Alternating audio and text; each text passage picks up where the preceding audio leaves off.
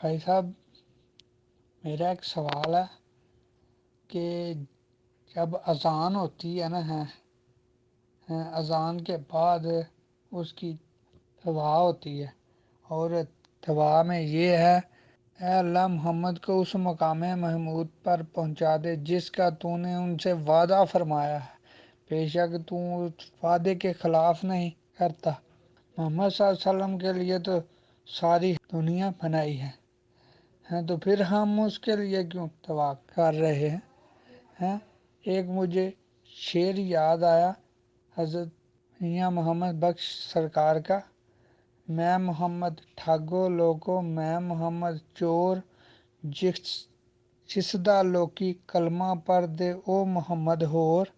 یا اسی لوگ جنہاں سے دعا کرنے ہیں او محمد ہو رہا ہے، حضور پاک صلی اللہ علیہ وسلم نہیں آگے، ان دی طرح کو نہ ہے وضاحت فرمانا پلیز۔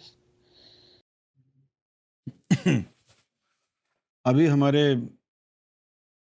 بھائی شاہد محمود صاحب نے بڑے ہی دکھ بھرے لہجے میں، ایسا لگتا تھا کہ دل کا سارا غم الفاظ میں اتر آیا ہے، بڑے ہی دکھ بھرے لہجے میں انہوں نے سوال کیا ہے کہ اذان ختم ہونے کے بعد جو آج کل دعا مانگی جاتی ہے، اس دعا میں یہ الفاظ کیوں ہیں کہ اے اللہ تو محمد صلی اللہ علیہ وسلم کو معاذ اللہ اس مقام اور مرتبے پر پہنچا دے جس کا تو نے ان سے وعدہ کیا ہے، اور تو اپنے وعدے سے پھرنے والا نہیں۔ یہ وہابیوں کی بنائی ہوئی دعا ہے۔ یعنی ان کا یہ منصوبہ ہوتا ہے ہر چال میں کہ کسی نہ کسی طریقے سے محمد رسول اللہ کی عظمت کو گھٹایا جائے اور یہ ثابت کیا جائے کہ ان کا اپنا کچھ بھی نہیں ہے، بھئی اللہ تعالیٰ سے ہم دعا کر رہے ہیں ان کا مقام بڑھا دو۔ یہ ان کی نیت ہے،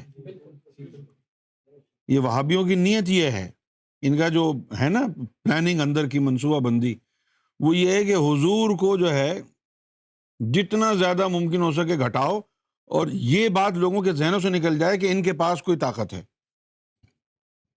اور کوئی چیز قرآن و حدیث میں اگر ثابت بھی ہو جاتی ہے تو اس کو بھی اس طرح پیش کرو کہ کہیں کہ جی اللہ نے بھیک دی ہے، یہ ان کی تھوڑی تھی۔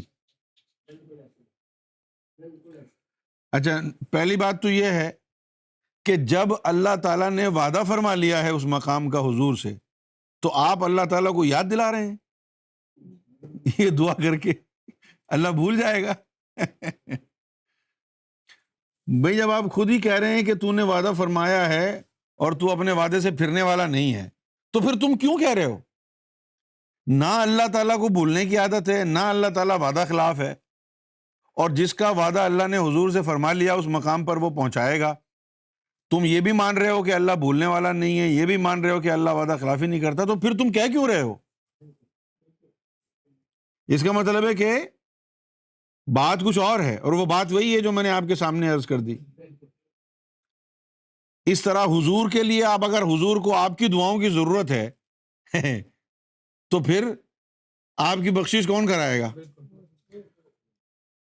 بھئی اسلام کا عقیدہ تو یہ ہے کہ حضور نبی پاک صلی اللہ علیہ وسلم شفیع المذنبین ہیں، شفاعت کرائیں گے اپنے امتیوں کی یوم محشر میں۔ یہ عقیدہ ہے کہ نہیں ہمارا؟ اب جب یہ ہمارا عقیدہ ہے کہ حضور پاک صلی اللہ علیہ وسلم گناہ گاروں کی شفاعت کرائیں گے، تو آپ مجھے یہ بتائیں کہ وہ نبی کیسے شفاعت کرائے گے جس کو آپ کی دعاؤں کی حاجت ہو؟ آپ کی دعاؤں سے مرتبہ ان کو ملے گا، پھر ہم دعا کر کے ان کو مرتبے پہ بٹھائیں گے، پھر جب وہاں بیٹھ جائیں گے تو پھر وہ کہیں گے چلو اب میں تمہارا مسئلہ حل کر دوں۔ یہ سارا وہابیوں کا جو ہے بنایا ہوا فتنہ ہے۔ اچھا، اب بات یہ ہے کہ مقام محمود کیا ہے؟ صحیح ہے، محمود محمد رسول اللہ صلی اللہ علیہ وسلم کے لطیفہ انا کا نام ہے، تو وہ مقام تو ہے ہی محمد رسول اللہ کا۔ اب آپ نے گھر جاتے ہیں تو ہم دعا کرتے ہیں کہ اے اللہ تنویر بھائی کو ان کے گھر پہنچا دے، ایسا تو نہیں ہوگا نا؟ تو جو مقام محمد رسول اللہ کا ہے اب سے نہیں ہے، اس دنیا کے بننے سے بھی پہلے انہی کا تھا۔ تو اس کے لیے دعائیں کرنا یہ سب جو ہے وہ فتنہ فساد پھیلانے والی باتیں ہیں۔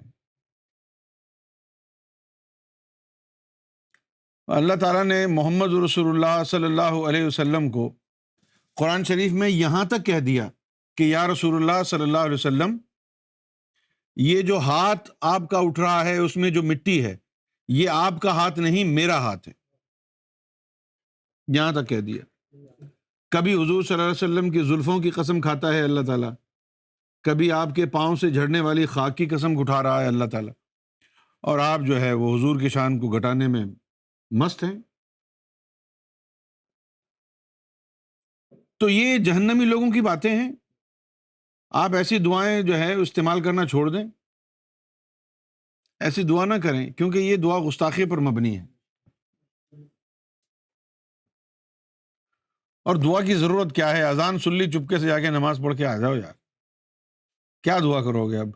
بولو جی اچھا جی یہ دعا نہیں کریں گے، کوئی نئی دعا بتا دیں۔ ابے ہوگا کیا دعاؤں سے؟ نماز پڑھو، اللہ کو راضی کرو، دل میں نور لے کے آؤ، ٹھیک ہے نا؟ دل میں نور آ گیا تو بس پھر سارے کام بگڑے ہوئے جو ہے بن جائیں گے، اگر قلب میں نور آ گیا تو۔ Aura TV Guidance brought to you